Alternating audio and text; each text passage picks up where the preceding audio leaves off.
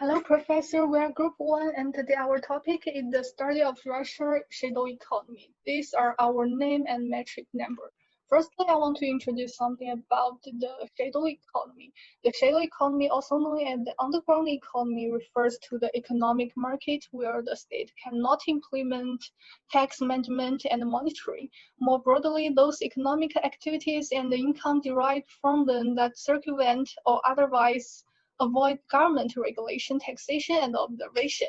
The shadow economy is ubiquitous in our lives, mainly including tax evasion, smuggling, drug trafficking, illegal work, and piracy. The size of the shadow economy is usually smaller in the higher areas of economic freedom. Conversely, it tends to be larger in areas with low economic freedom, especially where corruption and monopolies are prominent.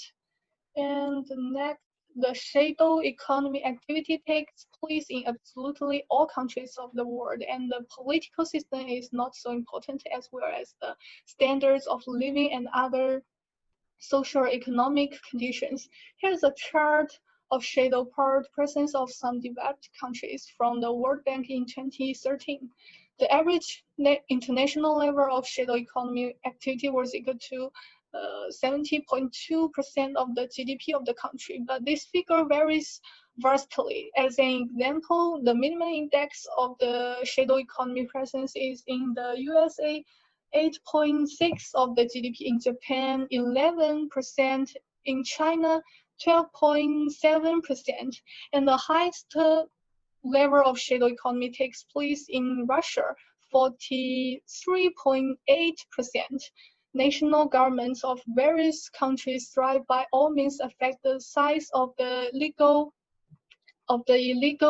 component of the economy, while cycling methods ranging from tougher sections for financial crimes ending up to stimulate a consensus, self-consensus of citizens.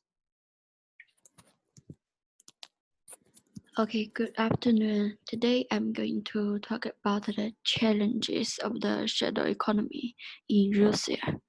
And my name is Joey, and metric number is GS56384. Okay, shadow economy present a major problem for governments worldwide, particularly in developing countries.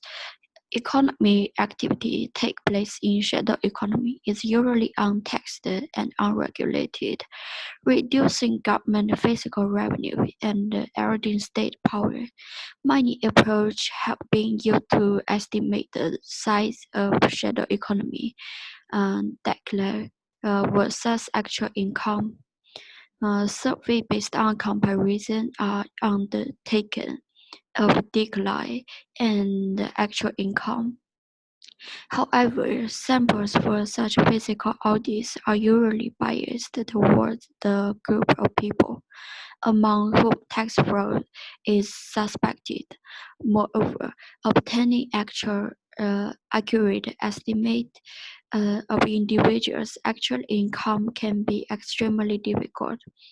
The discrepancy between national expenditure and the national income could serve as a measure of the shadow economy.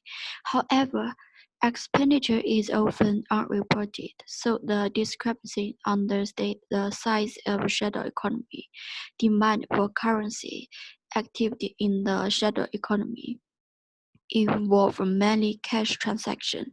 Therefore, shifts in the demand for currency can be used to proxy the shadow economy. However, such shift may also occur for other reasons undermining the usefulness of this proxy.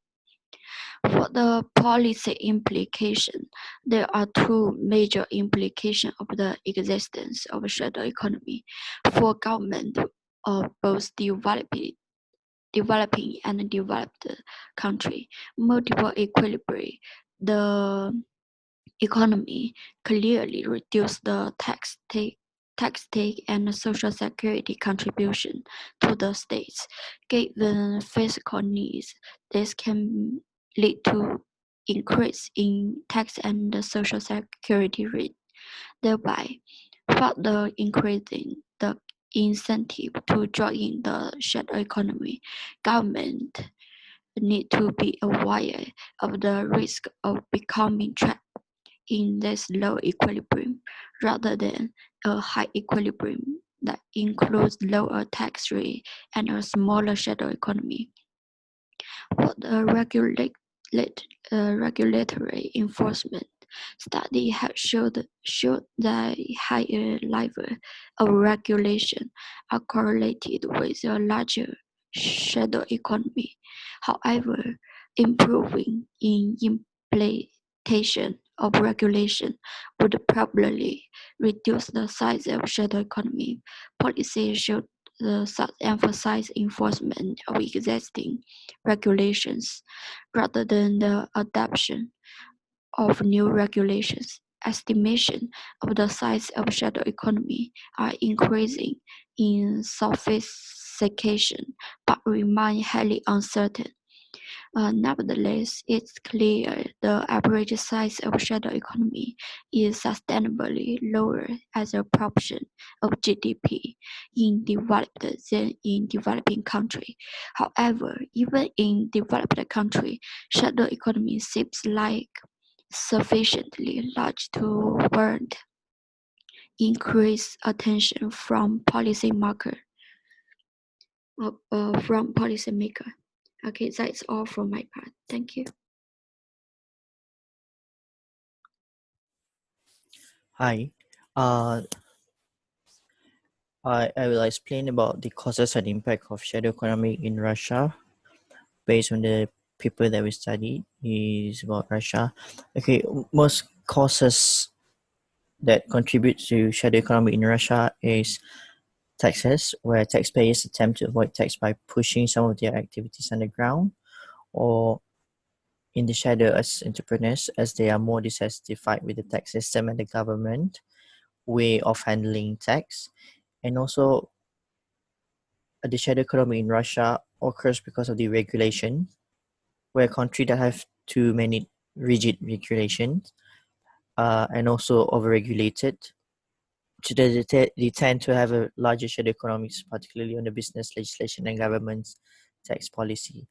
And also there are some prohibitions such as prostitution, drug dealers, and selling of exotic pets over there. And also one of the prominent that cause shadow economy is because of the corruption. It can be political or bureaucratic, whereas most of the people, a businessman in Russia, particularly in the construction sectors, they bribe the government to secure contract the government in Russia. So the impact of the shadow economy in Russia is that you will change the equity, where some individual buy goods and services at a price that fully reflect the taxes. However, some of them can get the same good and services but in cheaper prices under the shadow economy. Yes, so it makes the whole system, the whole economic system is less fair, and also it will impact on the market competition, where change of some official prices good will be altered because people can get cheaper item rather than go and buy the official prices of good through shadow economy. And also official enterprises and shadow enterprises are facing an unfair competition when it comes to shadow economy. And also the impacts like on the tax system. So since shadow enterprises does not meet its tax obligations, but they're still using government services, so they're going to force the government to raise the tax rate for those who pay tax, to ensure that there will be a circulation of the the official financial activities. And also most of the impact is when a lot of people starting to venture into shadow economy. So it it will call that it will younger firms try to use tax evasion as a means of being competitive against larger and more established competitors. So, okay. So this is some of the measurement of the shadow economy in Russia. They check on the degree of underreporting employee remuneration and underreporting of firms operating income using the survey responses. And also in Russia, we measured the shadow economy using by looking at the firm's shadow production as weighted average of its underreported employees' remuneration and also income. And also they use the production weighted average of shadow production across all of the firms. And that's all for me. Thank you.